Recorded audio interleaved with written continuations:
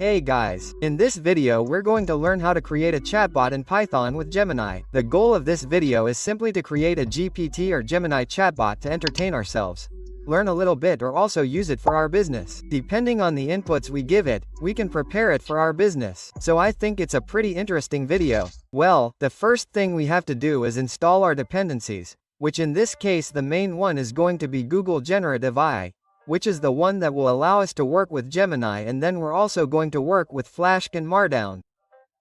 For that, it's going to be a small website or a small web portal where we're going to implement our chatbox. But first we're going to make our chatbox in a separate script, and then we're going to quickly and easily include our Flash application to be able to deploy our chatbox. Okay, once we have the library installed, we have to get an API in Google AI Studio, okay? So the first thing we have to do is go to our Google AI portal, okay? We say get an APC in this section here where we can get our application, and it will generate a picot for us. As you can see, I already have one that I generated recently, which is the one I'm going to work with, okay? And now we're going to create our first script that we're going to call, for example, main, okay? Here we're going to create our first example chatbot, which is going to be the base with which you can learn how to make a simple chatbot. And then we're also going to use this to implement it in our application, Flask, okay? We're going to import the OS library, which is the one we're going to use to introduce our APC, but by environment variable. And we're also going to say import Google AI Gene. This is going to be the library that we're going to be able to use in Gemini to ask questions and for Gemini to give us answers. Why did we use Gemini and not GPT Chat? Because I am not able to use GPT Chat for free. With this we will be able to use it for free.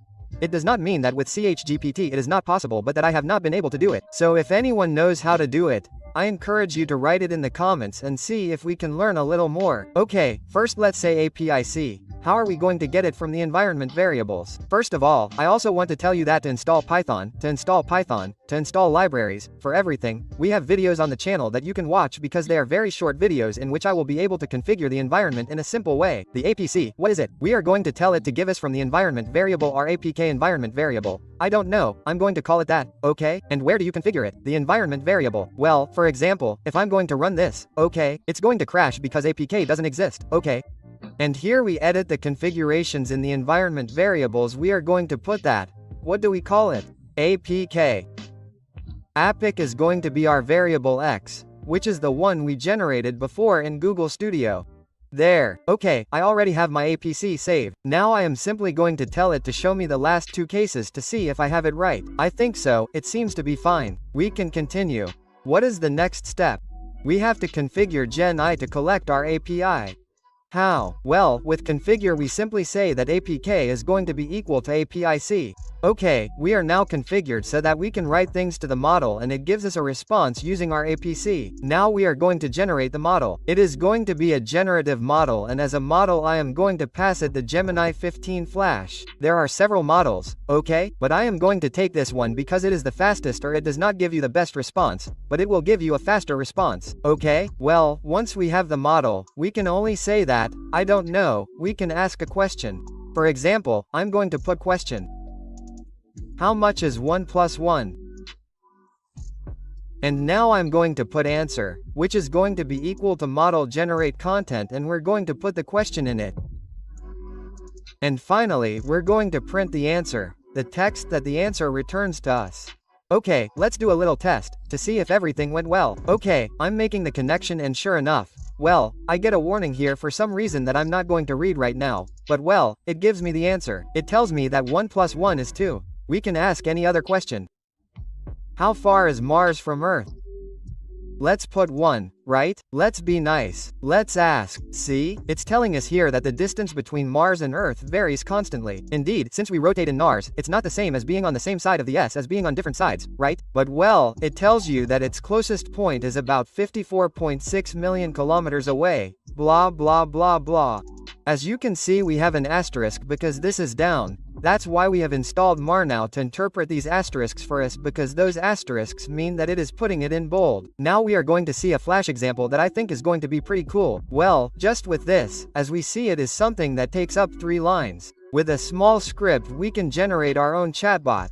It remembers the questions that we have asked to continue asking it more questions and for it to give us answers. We should not concatenate different questions.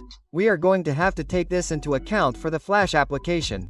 We are going to have to concatenate the questions so that it takes up that context.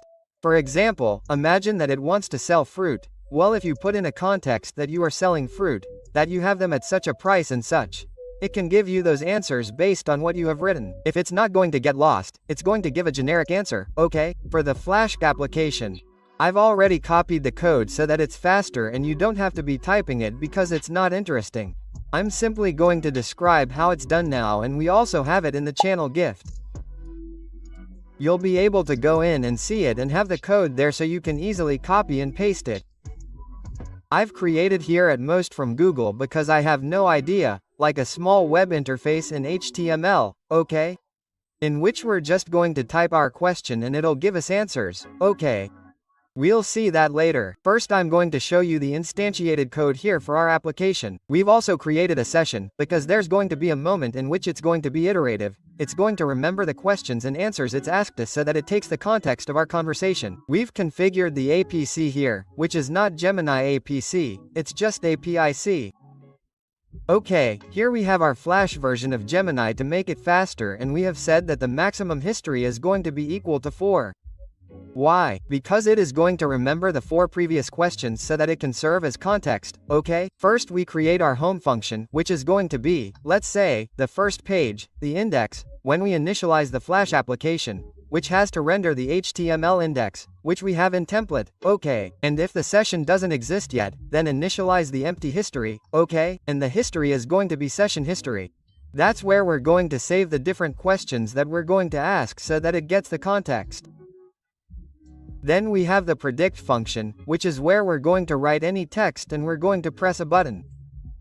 This is going to be the one that's going to send the question to Gemini and it's going to give us the answer, okay? Well, that's going to be our predict function. It's going to render the index again, but this time taking into account the history, and it's going to mark it below. Let's say that below the box where we are going to ask the question will be the answer and the response history, which is basically the part here is very simple.